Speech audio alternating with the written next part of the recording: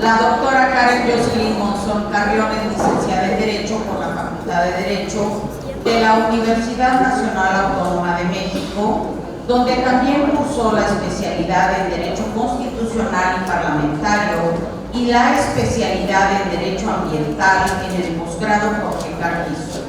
Complementó su formación con un diplomado en Derecho Ambiental Internacional, así como diversos cursos y diplomados en Políticas Públicas, Buen Gobierno, Administración Pública, Derechos Humanos, Perspectiva de Género y Administración de Justicia, avalados por la Cámara de Diputados y el Poder Judicial de la Ciudad de México.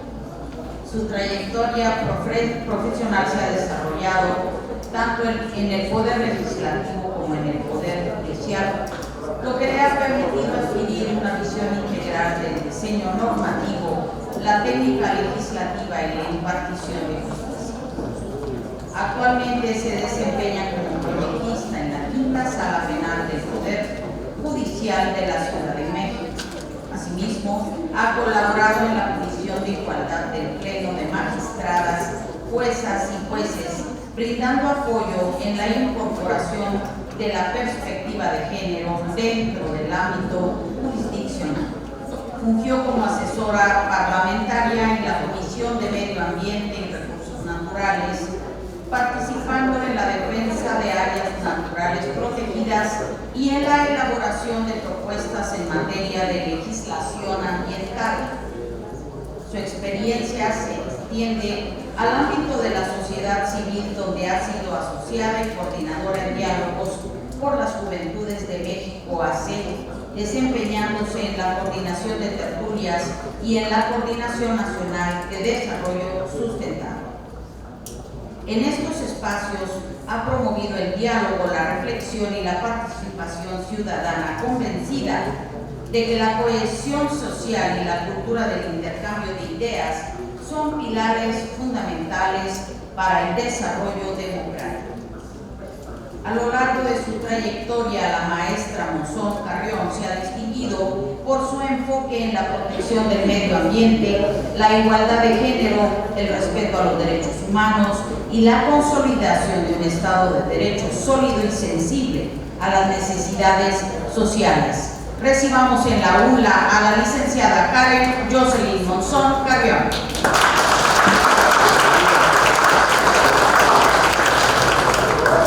Muchas gracias.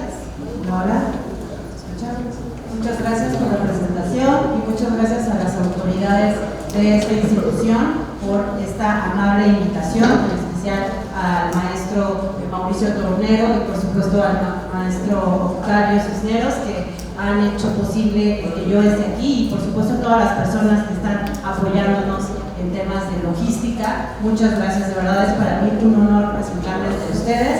Y bueno, ya no hubo descanso y receso, entonces voy a empezar porque miren, no puedo estar sentada, ¿no? Yo me canso, me aburro, siempre ando caminando porque así me gusta explicar. Entonces quiero que por favor se pongan de pie, todos, todas, y vamos a hacer unos pequeños ejercicios de respiración rápidos, sacudirnos, a movernos, porque ya llevamos bastante tiempo sentados y eso también a veces hace que no estemos muy atentos a lo que sucede. Entonces miren, vamos a respirar. Esto nos sirve también para antes estudiar, son cosas que luego yo he aplicado.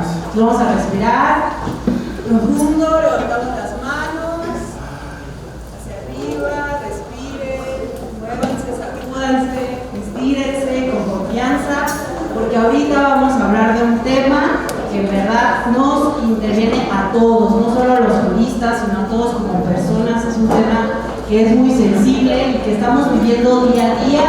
Entonces ya respiraron, se movieron, ya, muy bien, échense agüita, cómanse una frutita que ahí pusieron muy amablemente. Bueno, ya se pueden sentar, muchas gracias. Y bueno, yo soy un poco preguntona y yo no sé si les digo que yo aquí les iba a venir a enseñar, pero la verdad yo puedo aprender de ustedes, porque a mí me gusta aprender de todos, como lo dijeron en su casa, hacer esta presión social para aprender, porque pues nadie tiene conocimiento absoluto, todos estamos construyéndonos todos los días y bueno, pues yo vengo a aprender de ustedes. Y para empezar mi ponencia yo quiero saber quién de ustedes cambio climático no existe? ¿Quién levanta la mano? ¿Nadie? Pues vamos a preguntar. La segunda pregunta que tengo hoy es: ¿quién de ustedes cree que el derecho ambiental es parte del derecho administrativo o es una rama del derecho administrativo? ¿Quién? Levanten la mano, no nos vemos allá afuera. Muy bien, bueno, pues está bien. ¿Quién cree que el derecho ambiental es una ciencia jurídica independiente? ¿Nadie lo cree? ¿Sí? ¿No? Levanten la mano sin pena. No discriminamos a nadie. Bueno, pues hoy vamos a hablar no solo del derecho ambiental. Fíjense que cuando yo estaba planeando mi ponencia con ustedes, pensaba en que, bueno, pues una clase de derecho ambiental, me di cuenta y felicito al coordinador del programa de esta institución, que el derecho ambiental ya es una materia que ustedes tienen como obligatoria, ¿no? Generalmente el derecho ambiental lo ponen como una optativa. Bueno, yo les cuento, cuando yo estudié en la facultad, la Facultad de Derecho de la UNAM, era una optativa y solo había 2 maestros. Y el horario era o a las 7 de la mañana o a las 9 de la noche. Entonces era una materia muy olvidada. De hecho, les cuento con orgullo que yo fui de las precursoras que creó la especialidad de Derecho Ambiental junto con la maestra Guadalupe, que está en la coordinación, porque yo cuando me iba a titular por temas de trabajo no podía estar pues, haciendo otras cosas más que trabajar, porque luego ya empecé a mantener yo misma. Y yo le dije: oiga, maestra, es que veo muchas especialidades de derecho familiar, de derecho penal, administrativo. Bueno, de penal y de familiar sacaban casi 2, 3 al año. Dije: oiga, ¿no se le ha ocurrido el derecho ambiental? Pues se me quedó viendo.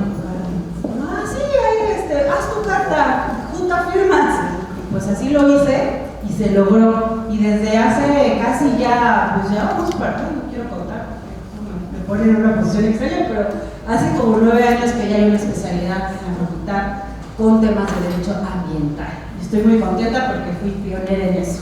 Y bueno, como pueden ver, mi ponencia se llama Sin planeta no hay derecho. Y cuando me invitaron a este congreso me dijeron que teníamos que hablar de los retos del derecho. Y yo he visto que todos estamos hablando ahorita de temas laborales, de la famosa inteligencia artificial, pero y yo iba a encaminar mi tema en derechos, tema de derecho, inteligencias artificiales y todo eso, pero luego dije, pues yo creo que tenemos retos más sinceros y sensatos. No es que los otros no lo sean, pero pues esa fue mi respuesta fue: pues sin planeta no hay ningún reto, ¿no? No hay derechos, no hay nada.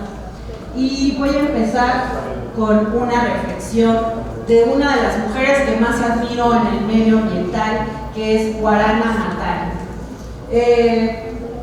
Guarana Maathai fue la primera mujer en recibir el Premio Nobel de la Paz, la primera mujer africana. Imagínense nada más, o sea, recibir el Premio Nobel de la Paz para una mujer que le cruzan varias interseccionalidades, como ser mujer, ser de una comunidad en África, en donde se estaban quedando sin árboles.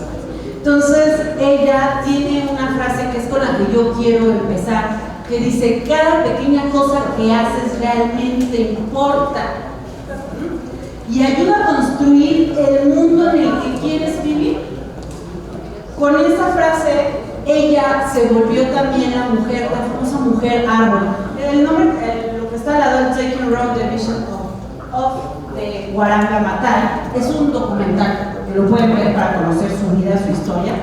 Es conocida como la mujer árbol porque ella pues se dio cuenta que estaba en una precariedad. Bueno, ustedes saben cómo viven en África, ¿no? Todas las fotos que hemos visto. Bueno, yo no he ido a África. O sea, ¿alguien ha ido a África? ¿Aquí? ¿Sí? ¿Ustedes allá? ¿Sí? ¿Se han ido a África? Bueno, pues yo creo que África es uno de los países, bueno, de los continentes que tiene países en una situación de desigualdad y justicia social, ambiental, económica extrema.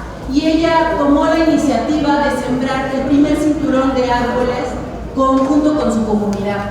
Esto empoderó a las mujeres y empoderó a toda su comunidad, y por eso ella la recordamos con esta frase, porque empezó con esta iniciativa de manera pequeña en la colonia, en la comunidad, y empezó a crecer tanto su iniciativa que logró construir el cinturón de árboles más grande del planeta, y eso ayudó a mejorar las condiciones de su entorno.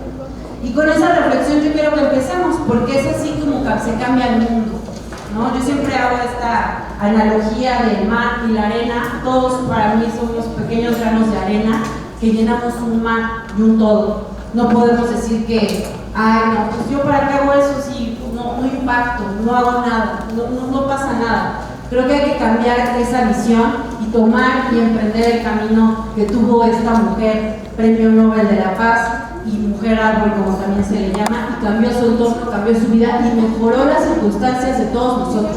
Porque aunque ella está hasta el otro continente, pues todo está interconectado. Y hay una frase también por ahí que dice que hasta el aleteo de una mariposa cambia el rumbo de una estrella, ¿no? Entonces, con esta visión vamos a empezar. Y bueno, antes de pasar a mi otra diapositiva, yo quiero preguntarles ¿qué piensan ustedes de las crisis? ¿Han escuchado la palabra crisis? ¿Sí? Bueno, pues he escuchado yo últimamente que hay una crisis de seguridad, ¿no? Creen que hay una crisis de seguridad, hay una crisis en salud, hay una crisis en valores, hay una crisis como sociedad, en valores, en morales. Y pues el medio ambiente lamentablemente pues no está fuera de esta crisis, ¿no? Y hoy, para empezar a hablar de lo que es la importancia del derecho ambiental, primero vamos a empezar a hablar por las crisis ambientales que tenemos en nuestro país y en el mundo. Porque si pasa en México, pasa en África, pasa en China, en donde quiera. Todo lo que suceda, pasa. Y eso es una imagen de vertederos de basura, ¿no?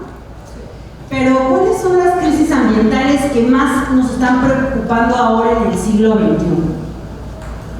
Vamos a empezar. Y quiero comenzar con una frase de Julia Carabias, una gran bióloga que falleció lamentablemente el año pasado.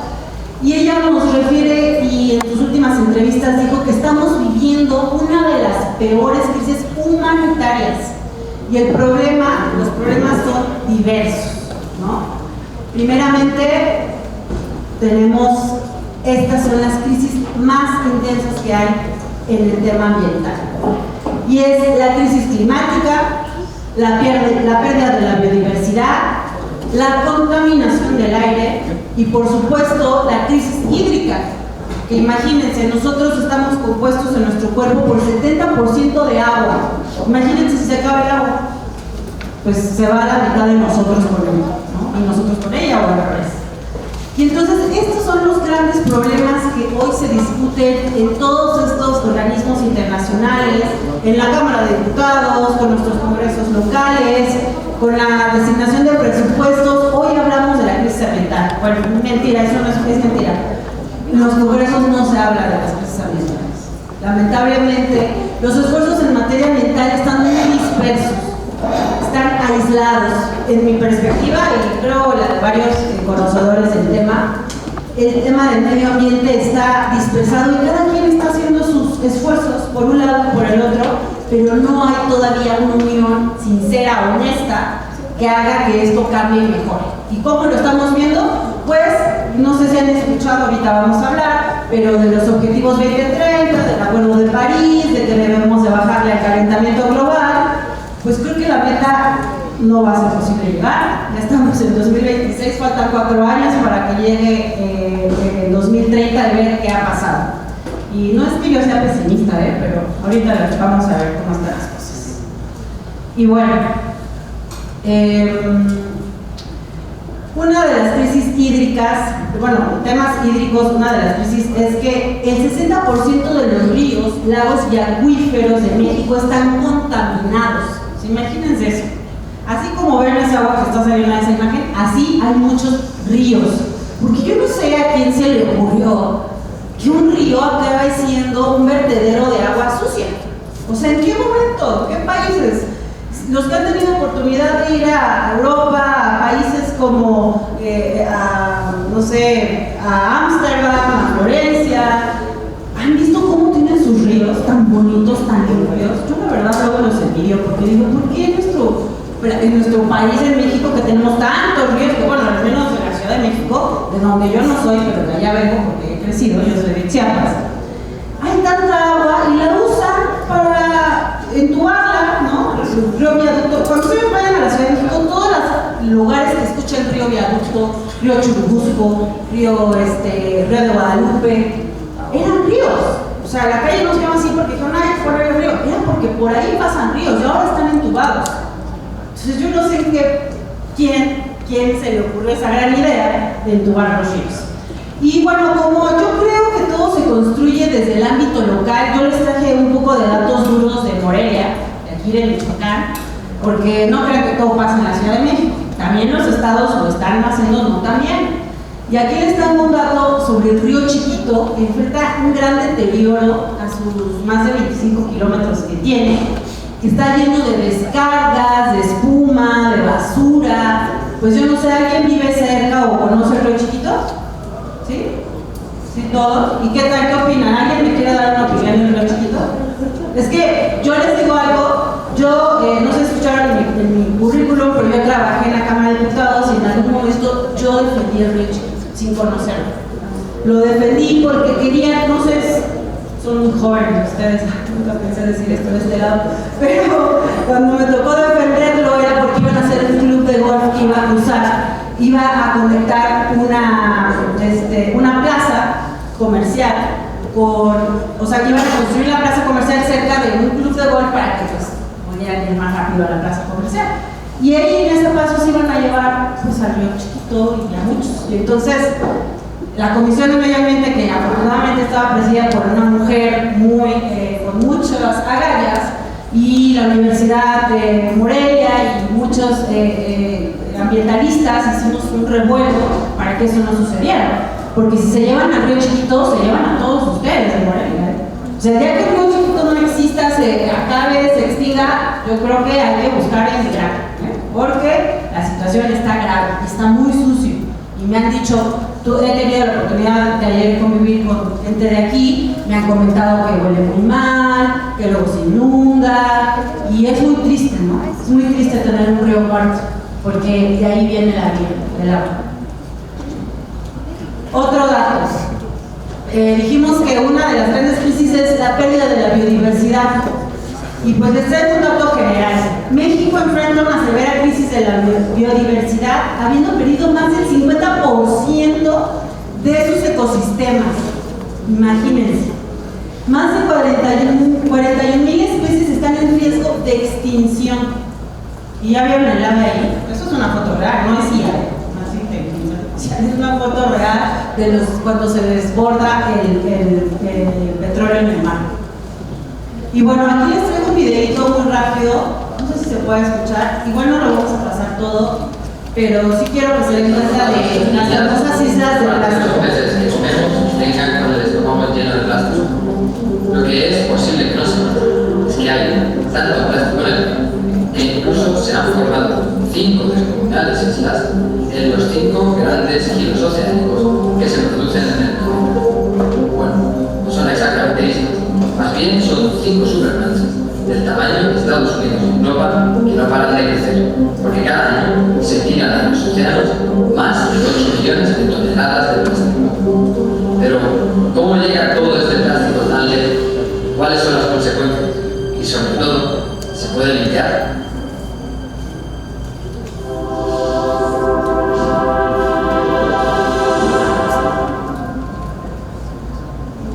Los conocidos como 5 grandes giros subtropicales son remolinos producidos por la acción rotatoria de la Tierra y las corrientes de agua que generan los vientos que se mueven de los trópicos a las zonas polares.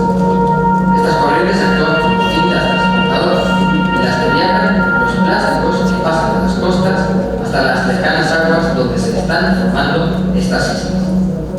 La más grande es esta, en el Pacífico Norte, y se calcula que reúne más de 2 millones de piezas de plástico. 10 veces más unidades que estrellas hay en la Vía Láctea, y que se extiende en una superficie del tamaño aproximado de 3 veces Francia.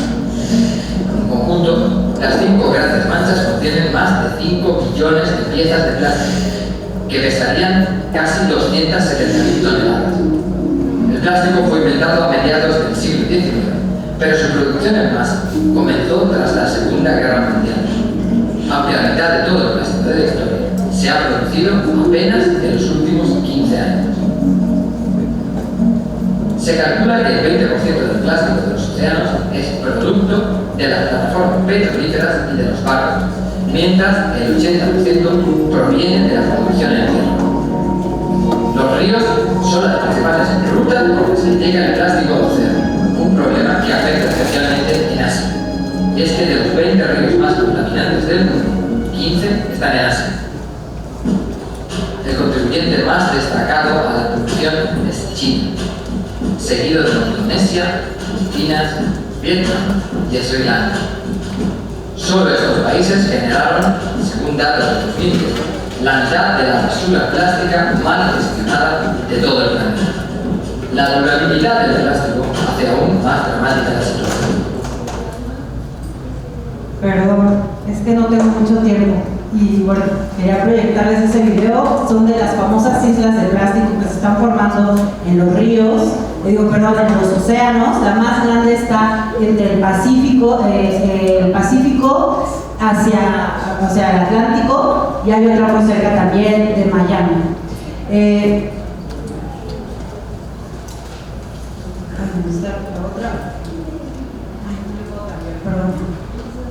Bueno, si pueden echarse ese videíto, lo buscan así, Islas de Plástico en YouTube, para que se den cuenta de la problemática que estamos viviendo. Este es otro video, pero no lo voy a poder pasar. Este es sobre el desierto de Atacama, que se ha convertido en el basurero industrial más grande de ropa de la famosa fast fashion. El desierto de Atacama está repleto de basura. No sé qué sientan ustedes, pero yo casi lloro cuando me enteré de esto.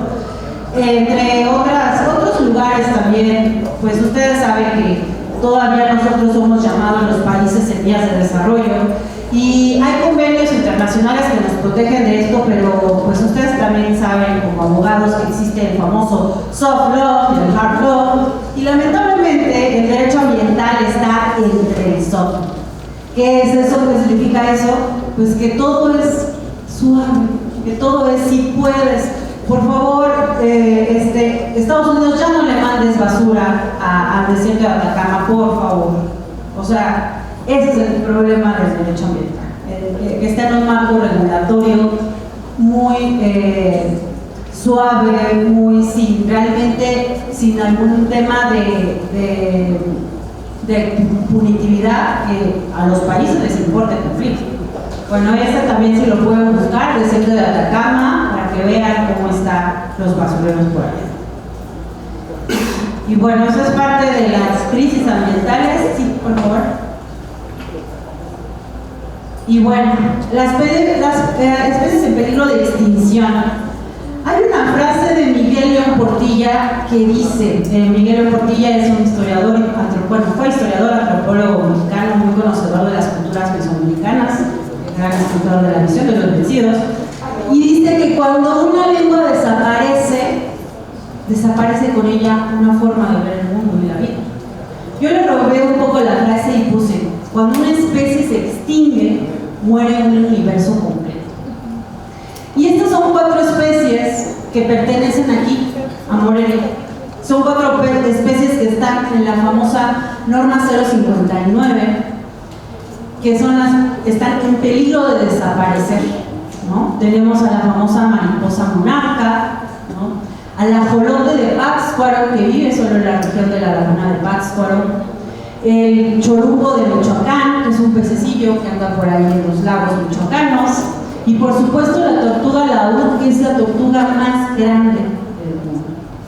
Y esas son 4 especies que viven aquí con ustedes, conviven aquí con ustedes. Se las muestro, se las enseño por si no las conocen, y espero no decir pronto o próximamente que solo las podamos ver en foto, porque están en la lista. Y obviamente, ¿por qué? Pues por los videos que acabamos de ver, porque sus ecosistemas están siendo invadidos, porque los humanos a veces creemos que la progresividad radica en la construcción del edificio más grande, del condominio más lujoso, de vivir en el club de golf, pero no pensamos que estamos llegando a la casa de ellos, porque hay un principio de derecho que como abogados conocemos, ¿no?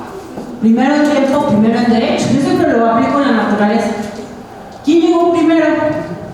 Estas especies, antes que nosotros, y nosotros llegamos a su hogar. ¿Y qué es lo que sucede? que no los respetamos, no vemos la forma de convivir con ellos, llegamos a arrasar, a eliminar y a extinguir, y eso nos va a extinguir al rato nosotros.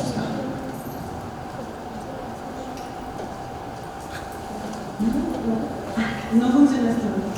Gracias. Y bueno, pues ante esta problemática, ¿quién podrá salvarnos? Diría el Chapulín Colorado. Pues afortunadamente, en los albores de tantas guerras que han sufrido en otros continentes, ¿no? Porque el derecho ambiental no nació aquí, viene del famoso TIA, que es el Derecho Internacional Ambiental, que se gesta primeramente después de las guerras. Porque es así, cuando el humano ya se da cuenta que ya se le acaban los árboles y ya se le está acabando el petróleo, es cuando empieza a pensar, bueno, ¿y ahora qué voy a hacer? ¿De dónde voy a sacar para mis armas nucleares, para mis armas, para mis bombas? Pues cuando los humanos nos damos cuenta de eso, se empiezan a generar los grandes congresos internacionales. Por supuesto, hubo algunos esfuerzos aislados, como siempre en el derecho ambiental, para cuidar a las focas. Eso dio el inicio.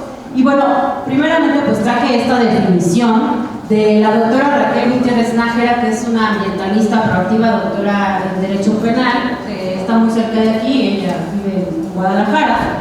Y pues la definición, ¿no? Tenemos como abogados, tenemos que tener una definición para partir, ¿no? Entonces el conjunto de normas que tiene por objeto regular las conductas, fíjense bien, las conductas. ¿Qué quiere decir?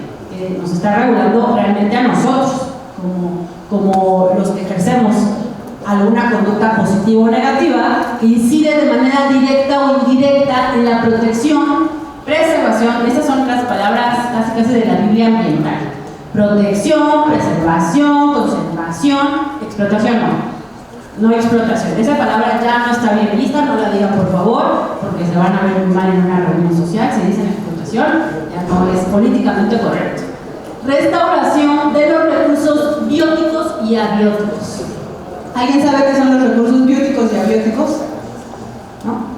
Bueno, los recursos bióticos y abióticos son estos con los que convivimos. Nosotros somos bióticos porque estamos tangibles, vivos, aquí estamos, pero los abióticos son ese aire que respiramos, el agua, pues los recursos que no hablan, la parte de la naturaleza que no habla, pero cómo nos habita, cómo nos da servicios ambientales. La que sigue, por favor. Y bueno, esto es un poco de lo que vendría siendo el histórico del derecho ambiental, que como les dije, surge en inicios del siglo XIX, en 1945, con la creación de la Organización de las Naciones Unidas. Posteriormente, muchos años después, nace la Conferencia de las Naciones Unidas sobre el Medio Ambiente en Estocolmo, que es la famosa Convención de Estocolmo, Suecia, de 1972. Y, por favor. Y una de las convenciones, o uno de los informes que dio pie a todo esto fue el famoso informe Brundtland. El informe Brundtland, que se conoció como una conferencia internacional que se llamó Nuestro Futuro Común, empieza a dictar las primeras bases del derecho ambiental. ¿Con qué? Pues con principios, con normatividades, con las bases que se van a gestar para posteriormente, la que sigue por favor, hablar de la famosa Cumbre de la Tierra, Río 1992, en donde nace los primeros temas ambientales. Y aquí en México, muy chistosamente, me da mucha risa cómo llegó el concepto del derecho ambiental. Aquí hay un tema de que se menciona que desde la Constitución de 1917, que es la superconstitución de los derechos, ya hablamos de derecho ambiental. Mentira. Es anacrónico pensar que en 1917 habláramos del ambiente, si apenas estamos viendo cómo sobrevivir después de la revolución. Entonces, realmente esto comienza en 1971 con la primera entrada del concepto de ambiente. Pero es muy gracioso porque los congresistas de esa época lo juntaron todo con la salud. Entonces ahí se crea esta visión de que vamos a cuidar el planeta porque si no nos va a afectar a nosotros, a la salud. Un pensamiento muy antropocéntrico, como siempre. Los seres humanos creemos que todo gira alrededor de nosotros. Entonces ahí se empieza a gestar los primeros términos en el artículo 73 de la Constitución se empieza a hablar de la prevención de la contaminación ambiental en un marco de salubridad, ¿no? Posteriormente, en el 1983, en el 25 Constitucional, se empieza a hablar del medio ambiente, pero también desde las empresas. También, oye, empresa, no te me acabes todos los árboles, porque se empieza también a hablar de que los recursos naturales son finitos, no infinitos como todos creían. Ay, pues va a haber agua para todos, ¿no? Entonces aquí ya empieza a haber un poquito de reflexión. Entonces podemos decir certeramente que el derecho ambiental surgió con los movimientos estudiantiles como de los 60, 68, cuando la juventud, los hippies llegaron a decir amor y paz y más planeta, pues también empezamos a hablar de derecho al medio ambiente, que nos empezamos a dar cuenta pues, de que el agua se acaba, los árboles se acaban y esto nos puede llevar a la extinción. Posteriormente, en el 87, también se genera una reforma importante que es el artículo 27 constitucional, en donde ya se empieza a hablar de las palabras mágicas que ustedes, si se quieren dedicar al derecho ambiental, las van a utilizar mucho, que es preservación, restauración del equilibrio ecológico. Y bueno, aquí tenemos artículos verdes, si ustedes ya son abogados, supongo que saben varios. El más importante de estos artículos verdes pues es el famoso artículo 4 constitucional, que nos dice que todas las personas gozamos y debemos de gozar de un ambiente sano. Tenemos derecho a un ambiente sano, lo cual es una acepción bastante profunda que podría llevarnos totalmente a una conferencia, porque ¿qué significa el ambiente sano? ¿No? ¿Qué es sano para quién? ¿Para dónde? ¿No? Pero bueno, esos son los artículos verdes que vamos a encontrar. Y obviamente, pues a partir de esos artículos verdes, vamos a empezar, primeramente, bueno, a hablar de las leyes y de los tratados internacionales. Pues aquí, como ya se me está acabando el tiempo, ya no lo voy a tener mucho, pero tratados internacionales de suma importancia son las convenciones Ramsar, que protegen a los manglares, todas estas zonas que, bueno, no sé si sepan, pero los manglares son como nuestros termómetros en la tierra. Los manglares nos dan servicios ambientales sumamente importantes. Y bueno, aquí el convenio de la diversidad biológica, ese también es muy importante porque protege a las especies en peligro de extinción. Por supuesto, el de la Convención para el Marco del Cambio Climático, que pues si sigue subiendo el aumento de la temperatura, pues nos vamos a rostizar aquí en vivo y en directo. El Acuerdo de París, no soy tan fan del Acuerdo de París porque pues es mucho soft law, es mucho si puedes, si te alcanza país, si me haces el favor, por favor, ya no contamines más, ya no generen más fábricas, planten más árboles. Se me hace un acuerdo un poco de soft law. Y bueno, vámonos, esas son las leyes más importantes, ¿no? La Ley General de Equilibrio Ecológico y Protección al Ambiente, la Ley General de Desarrollo Forestal Sustentable, las de aguas, la de vida silvestre, la Ley General de Prevención y Gestión de Residuos. O sea, México tiene una amplia gama de legislación. Pero ¿qué pasa? Como en muchos temas, tenemos muchas leyes, nos encanta andar firmando tratados por todo el mundo. Yo creo que lo aprovechan algunos congresistas pues, para visitar otros países, pero realmente la acción, bueno, las normas ambientales que también son básicas, pero ya me están diciendo que ya se me acaba el tiempo, entonces vámonos a la acción. Los principios de derecho ambiental, que como en todo derecho hay principios.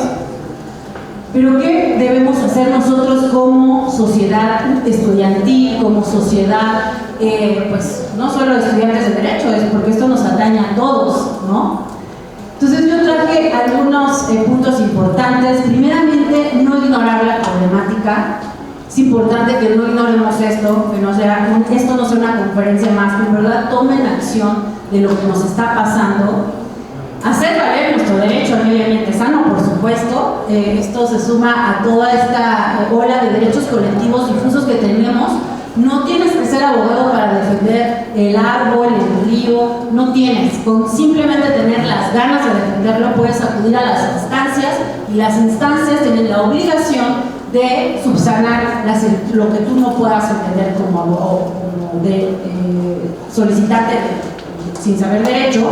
Las instancias deben de proveer. Tú, con dar aviso a una institución, a una instancia, Profepa, Secretaría de Medio Ambiente, el propio municipio está obligado, porque estos ya son acuerdos internacionales que se han firmado y los agentes del Estado están obligados a proteger, salvaguardar y erradicar toda acción en contra de la naturaleza. Y bueno, como lo decía la mujer, por pequeñas acciones, grandes cambios, ¿no? Y bueno, estas fotos que van a empezar a ver son de unos activistas de varios países. Uno de los más conocidos es el famoso Bansky, ¿no? Este artista callejero que pinta edificios con conciencia ambiental. Entonces me gustó mucho esa idea porque de alguna manera nos tiene que entrar este chico, ¿no? Y yo creo que a través del arte, a través de la música, a través de cosas que parecieran que no tienen nada que ver, también se entra la conciencia ambiental. Y ellos hicieron en 2016 una campaña de mejorar, justo derivado de las fechas del medio ambiente. Se juntaron varios artistas en Europa y pintaron varias ciudades con este tipo de ilustraciones que pues son muy reales, ¿no? Muy significativas a lo que sucede, ¿no? Ahí vemos un señor pues comiendo árboles y haciendo casas. Y bueno, primeramente la voluntad política. Eso, si ustedes algún día llegan a estar como legisladores, como secretarios de Estado, por favor tengan voluntad política. ¿Qué significa esto? Hagan las cosas. Si el tratado, si la ley ya dijo que se debe hacer eso, háganlo. ¿Y cómo vamos a hacer esto? Pues por supuesto con una perspectiva transversal ambiental. Todos tenemos que pensar en verde. ¿Cómo? Generando presupuestos verdes. Lo verde toca por todos lados y son pequeñas acciones. Miren, yo les cuento rápido, una que yo hice en mi oficina. En mi oficina todos el mes mínimo alguien cumple años 3-4 veces al año. ¿Qué pasa? Todo el mundo se la pasa comprando platos de unicel, vasos de unicel para el refresco, para el pastel de ese momento y partir el pastel y luego todo se va a la basura. Y yo al menos conté que en un mes estaban comprando como 10 veces bolsas de plástico, platos, vasos. ¿Qué es lo que hice? Yo le regalé un vaso y un plato a cada uno de mis compañeros. Les dije, miren, cuando sea el día del pastel, vengan por favor con su plato y su vaso porque ya no vamos a comprar vasos de plástico. Le informé a la magistrada, me dijo, ay, tú siempre haciendo tus pequeños cambios. Pues que es así y puede parecer algo insignificativo, pero en verdad ya vieron cómo están las cosas en las islas de plástico. Y entonces cuando nosotros tomemos en cuenta eso, las pequeñas acciones, vamos a realizar los grandes cambios, que es desaparecer esas islas de plástico, porque el plástico ya no lo estamos comiendo, compañeros. En los pescados ya hay microplásticos, no los quiero asustar, bueno, hasta en el agua que bebemos.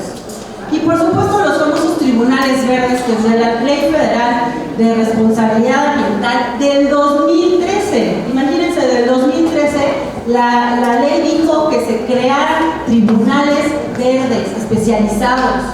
¿Y qué? No hay nada. Todavía tenemos esa creencia que lo ambiental es administrativo y entonces ¿qué pasó? La federación hizo tribunales especializados, que yo sí, eso sí lo fui a constatar, porque yo quería entrar y dije, yo voy a ser juzgadora, la primera juzgadora verde. ¿Dónde están los cursos? Consejo de la Judicatura, bueno, ahora ya extinto. No había. Es una mentira, nunca los han capacitado. Los pocos magistrados, jueces que saben de materia ambiental es porque ellos lo han querido hacer. La autoridad no lo está haciendo. Y si ustedes algún día son autoridad, por favor cambien eso. Porque yo sé que muchos de ustedes al rato van a estar gobernando, dirigiendo o hasta su propia empresa. Por favor, piensen en verde y tengan esa conciencia ambiental. Y bueno, por supuesto, agentes del Estado con conocimiento ambiental, planes de estudio verdes, por favor, hacemos ese atento llamado a las autoridades de esta universidad, que creemos la especialidad de Derecho Ambiental, porque también desde la escuela se cambia. Y no hablo solo de la universidad, también hablo de las escuelas primarias, intersecundarias, ¿no? Formación de abogados ambientalistas y por supuesto generar este tipo de encuentros. Yo esperaría, maestro Tornero, que el próximo encuentro sea verde y hablemos especialmente de los retos que nos esperan, nos depara el ambientalismo y todo lo que nos toca vivir, porque generando estos encuentros nos acercamos, nos conocemos y generamos estos grupos de choque a veces, de cohesión, porque también déjenme decirle que los ambientalistas son a los que más matan, a los defensores del medio ambiente. Bueno, pues generar obviamente campañas de conciencia ambiental a través de las bellas artes, como lo hicieron estos grandes, no sé, se pueden hacer murales riéndose de esta situación, porque ya ahorita nos toca reírnos, porque porque el tiempo se nos agota, si no es que ya está agotado. Y bueno, yo aquí les puse una imagen de un aluche. Yo soy de Chiapas y en Chiapas tenemos una imagen que es este pequeño aluche. Los aluches son los guardianes del territorio. Yo aquí, ya se me está acabando el tiempo, yo aquí les invito a que seamos guardianes del territorio, que ustedes conozcan dónde viven, cómo puedo ayudar, lo que sea es mínimo. Cuidar el árbol del frente que ya se llenó de plagas, cuidar el árbol del parque que está allí. De verdad, toda acción cambia el mundo. Entonces yo les invito a que seamos aluches, que seamos estos protectores del territorio. Ellos cuidan la selva maya, la selva lacandona, y al que se porta mal, no les cuento lo que le pasa, De hecho, pueden ir a Palenque, hay un parque que se llama Luches, y se dedican a rescatar animales que han estado en situaciones, pues ya saben, ¿no? Luego hay gente que les gusta comprar leones, que tigres, y pues cuando los decomisan, no los pueden regresar a su hábitat, y a Luches los cuida. Y ellos son protectores del ambiente y tienen unos programas muy interesantes de cómo puedes aportar desde lo local hacia arriba. Entonces seamos aluches y participemos de manera activa en estas campañas de conciencia ambiental. Bueno, iba a hacer un ejercicio, iba aquí a ventilar a alguien para que hiciéramos la famosa huella de carbono, pero ya no nos da tiempo. Pero si ustedes pueden, busquen así cómo mido mi huella de carbono, y así ustedes pueden saber cuántas emisiones, y se van a sorprender. Yo, que soy ambientalista y me jacto de que separo la basura, que ando siempre viendo, tengo una gran huella de carbono, que no, mejor no les digo, pero hagan este ejercicio porque eso también nos define en nuestros hábitos de consumo, desde el consumo de ropa fast fashion que está llenando el desierto de Atacama, hasta la coquita que nos compramos diario y nuestro plástico, porque déjenme decirles que Coca es la empresa que más contamina nuestros ríos y mares. Y bueno, pues aquí cierro con unas frases. A mí me gusta mucho la poesía, la música, el arte. Tengo un programa que se llama La Onda Lírica, es radio por internet, donde me gusta escuchar, hablo de poesía. Y pues les dejo algunas frases de reflexión, porque esto se tiene que a veces reflexionar desde la conciencia.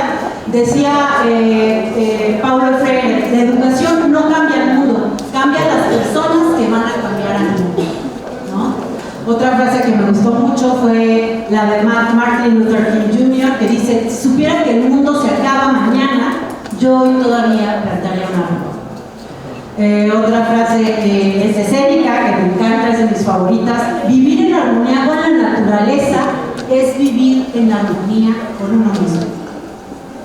Esta es buenísima, y esta es de un ambientalista muy aguerrido, que es Janis Podsic. Dice: si realmente crees que el medio ambiente es menos importante que la economía, intenta aguantar la respiración mientras cuentas tu dinero. ¿Cuánto cuesta el aire? ¿Cuánto creen que cuesta el aire? ¿Cuánto cuesta?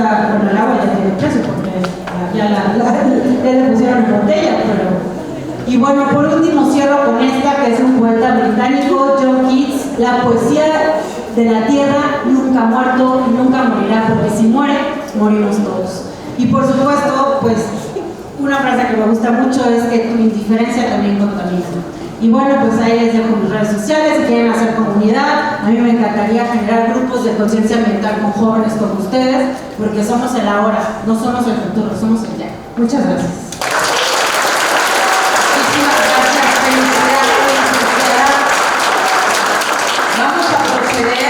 Preguntas y respuestas, si tuvieran la bondad. Allá tenemos parte favorita. Sí.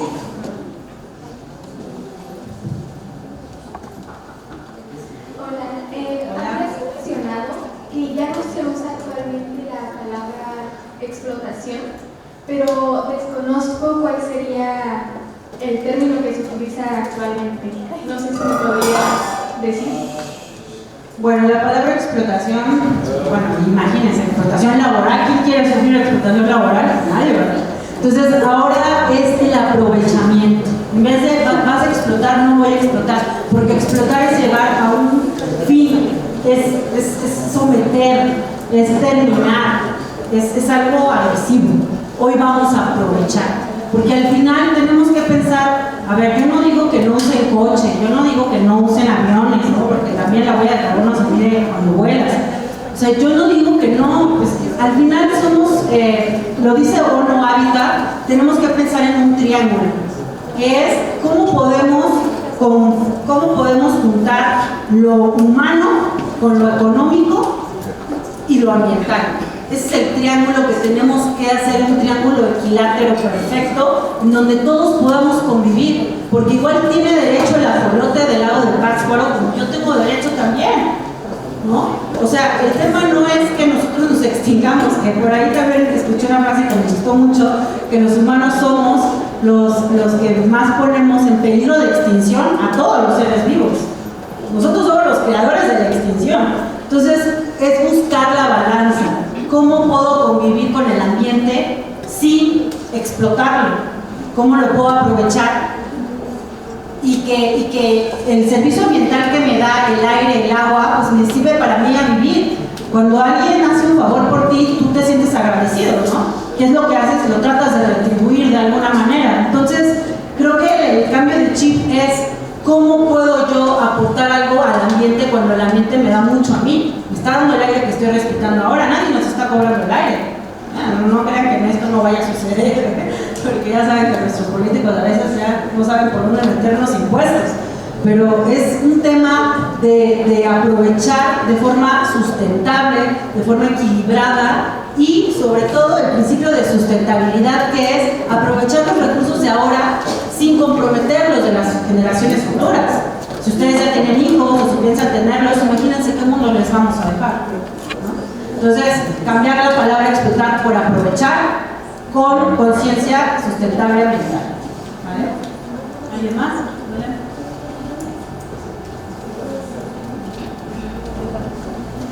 Sí.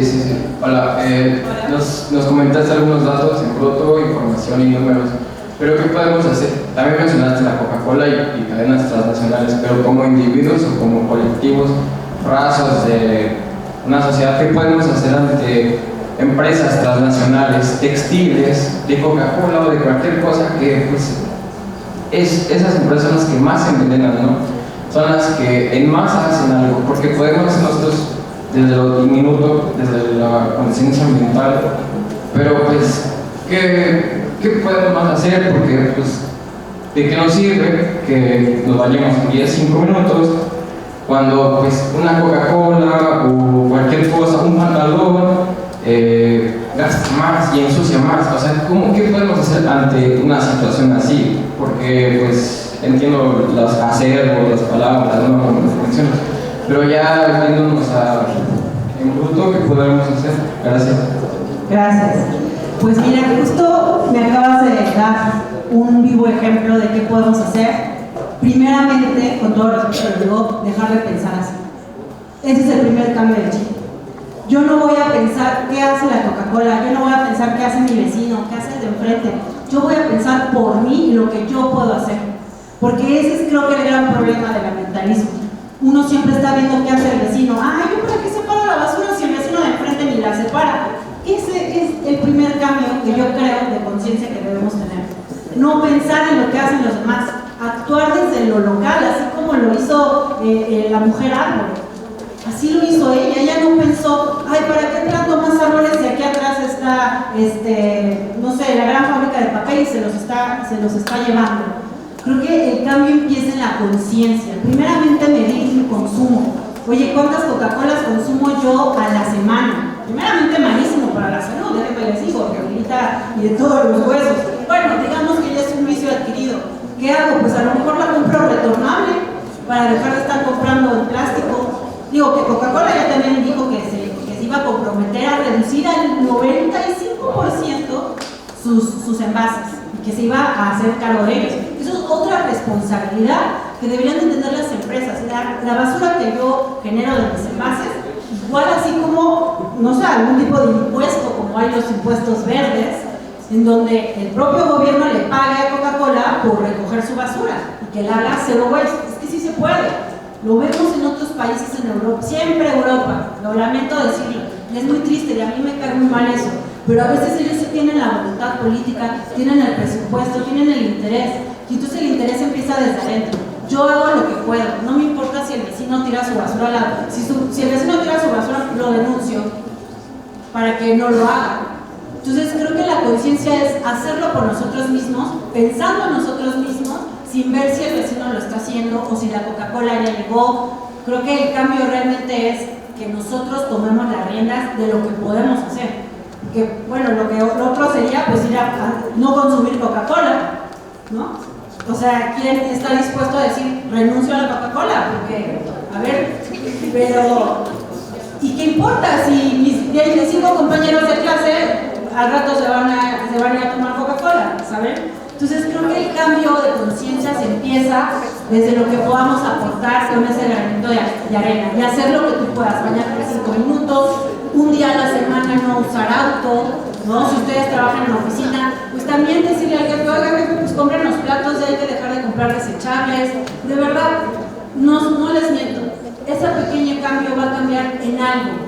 Al menos ya tu huella de carbono redujo y ¿ya vieron cuántos billones de kilos de basura hay en las islas que hay en el Pacífico? Pues ya tú, ya al menos ya no aportaste 1 kilo, digo, si lo queremos ver así. Porque si entonces yo digo, ay, no, pues yo voy a seguir comprando mis Coca-Colas, me voy a seguir, pues entonces ya aportaste 10 kilos más. Entonces, cuando cambiemos y dejemos de pensar qué hace el vecino y qué hago yo, y dedicarme a lo que hago yo y emprenderme, aferrarme a eso, generas al menos los cambios a tu alrededor y a lo mejor hasta le pegas la fiebre al vecino y el vecino dice, oye, pues a ver, ya como que a veces hay gente, ¿no? Hay gente que tiene algún tema de remordimiento. Ay, bueno, ahora voy a hacerlo diferente. Creo yo, sí. Muchas gracias. Una pregunta más, jóvenes.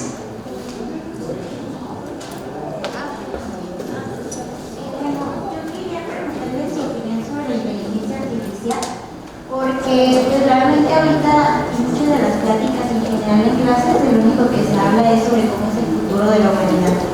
Pero, o sea, incluso lo voy a decir en clase de Derecho Ambiental, se nos ha enseñado un poco cómo utilizar la inteligencia artificial de mejor manera, pero pues, o sea, yo no veo un futuro en donde pueda coexistir la inteligencia artificial y un medio ambiente sano, porque pues obviamente no es secreto la cantidad de agua que se utiliza. Y es que realmente ahorita ya es casi imposible no utilizarlo porque incluso en Google con una simple búsqueda, lo primero que te lanza es con inteligencia artificial. Sin mencionar obviamente las aplicaciones o los sitios web que lo utilizan sin decirlo, sin mencionarlo. Gracias. Gracias, pues yo me remonto a lo que dijo el maestro Torrero cuando inició su charla, bueno, cuando dio sus palabras. Creo que esta es la era que nos tocó vivir y no podemos pelearnos con la tecnología. Y como también lo mencionó creo que el rector, creo que la inteligencia artificial no viene a arruinarnos la vida ni viene a desplazarnos, viene a potencializar. Y a lo mejor le puedes preguntar a la inteligencia artificial, mira, inteligencia artificial, yo tengo estos hábitos de consumo, ¿cómo puedo mejorarlos? O sea, siempre verlo en lo positivo. Las cosas siempre tienen su dualidad, bueno o malo, negro o blanco. Pero no podemos dejar de utilizar las herramientas que ya hay, mejor utilizarlas a favor de lo que podemos mejorar como especie, creo yo. Yo creo que la inteligencia artificial no es un problema, el problema como siempre somos los humanos que no la sabemos utilizar, o los humanos que son los dueños de las empresas y que ahora ya están sustituyendo a todos los empleados por inteligencia artificial. O sea, si se dan cuenta, no es la inteligencia artificial, es cómo la utilizamos en beneficio o en contra de nosotros mismos. Entonces yo creo que la inteligencia artificial no nos hace mejor o menor planeta. Yo creo que si la sabemos utilizar, podemos potencializar nuestro conocimiento como humanidad. No sé si alguien entienda. No sé si era por ahí la pregunta. Era más sobre el agua. ¿Sobre el agua? Pero que a ver, cuéntanos. Sobre que pues, la cantidad de agua que utiliza la inteligencia artificial para poder funcionar. O sea, ¿cómo podría coexistir un medio ambiente sano con eso? Sí, no, bueno, me acabas de poner en aprietos. Porque en sí todo genera, hasta nuestra respiración genera CO2. Sí, o sea, comer carne, bueno, ya no profundicé más en los temas por el tiempo, pero comer carne, todo los desechos de los animales generan CO2 y eso es lo que contamina las emisiones de carbono y por supuesto los ríos y los lagos. Creo que eso es lo que comentaba en la otra pregunta, no nos podemos aislar. El tema no es no hacer, no es un hacer, sino es un hacer con propósito o tener miras hacia algo. Al final, todo genera una huella de carbono, todo. Al que yo esté hablando en este momento, estoy generando huella de carbono. El que yo respire, no nos podemos ir al extremo, ¿sabes? Hay que aprender a convivir con lo que tenemos y aprovechar los recursos que tenemos para mejorar las situaciones que tenemos ahora. La inteligencia artificial llegó para quedarse, ya está aquí, no la vamos a poder eliminar. El hecho de no usarla también es no contaminar. Creo que al contrario, tenemos que utilizar las herramientas para potencializar nuestros conocimientos como especie. Muchísimas gracias.